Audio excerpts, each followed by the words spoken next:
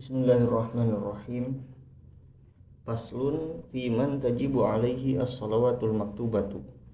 Pasal menerangkan orang-orang yang wajib melaksanakan sholat fardu, sholat maktubah. Sholat maktubah itu sholat yang dipardukan, sholat yang 5 waktu. Tajibu wajib apa as-salatu sholat ala kulli muslimin kepada setiap muslim mukallafin yang mukallaf, yang terbebani hukum, ai baligin akilin. Yang disebut mukallaf itu adalah orang yang sudah balik dan juga berakal. Jadi yang balik tapi tidak berakal itu tidak mukallaf. Yang berakal tapi belum balik itu belum mukallaf. Jadi mukallaf itu harus keduanya, balik serta berakal. Tohirin yang suci min haidin dari haid wa nifasin dan nifas, bersih dari haid dan nifas. Fala tajibu maka tidak wajib sholat ala kafirin kepada orang kafir asliin yang asli, yang kafir asli. Berarti nanti ada kafir yang tidak asli, yaitu orang yang murtad. Wasobiyin dan anak kecil yang belum balik maksudnya. Wa manzala dan orang zala yang hilang akluhu akalnya.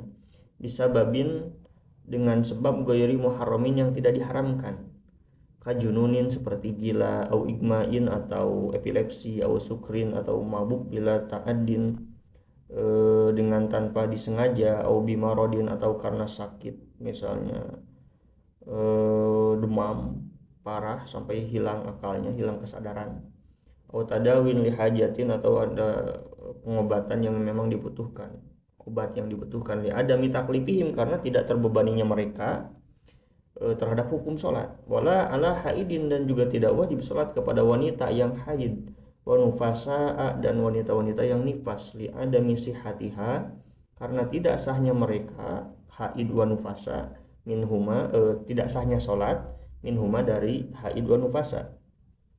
Wala qodoa dan tidak diwajibkan qodo ala haulai kepada mereka jami'an semuanya. Wal muradu dan adapun yang dimaksud bi'adami wujubiha dengan tidak ada kewajibannya sholat alal kafiril asli kepada kafir yang asli, yaitu adamu wujubi mutolabatin biha minna fid dunya, tidak adanya kewajiban menuntut untuk melaksanakan sholat dari kita sebagai muslim kepada mereka. Tidak ada kewajiban kita menyuruh mereka melaksanakan sholat ketika di dunia, li adami sihatiha minhu karena memang sholat tidak sah dari mereka, orang yang kafir asli tidak sah melaksanakan sholat. Lakin tajibu alaihi wujuba iqabin alaiha fil akhirati iqaban zaidan ala iqabil kufri. Tapi walaupun seperti itu tak wajib kepada kafir kewajiban keharusan siksa atas meninggalkan sholat di akhirat, iqaban zaidan sebagai siksaan yang di luar siksaan kekufuran. Jadi mereka akan disiksa karena kekafirannya, juga disiksa karena meninggalkan sholatnya. Itu sebagai tambahan, siksa tambahan atas siksaan kekafiran mereka.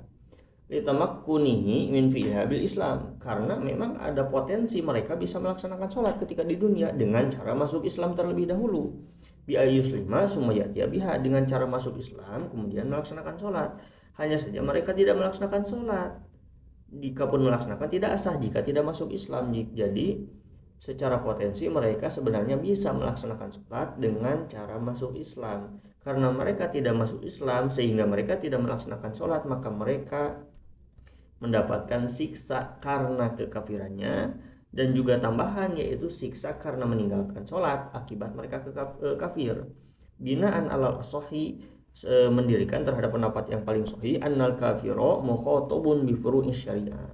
Jadi ada perbedaan pendapat sebenarnya dalam masalah ini, bahwa orang kafir itu dalam masalah ini yang diambil pendapat di sini adalah annal kafiro mukhatabun, bahwasanya orang kafir itu terbebani bi furu'i syariati dengan hukum-hukum syariat, wa yashhadu qawlu lahu qawlu ta'ala, dan ini juga atas dasar firman Allah Ta'ala, ma salakakum fi saqar qalu lam nakum minal musallin.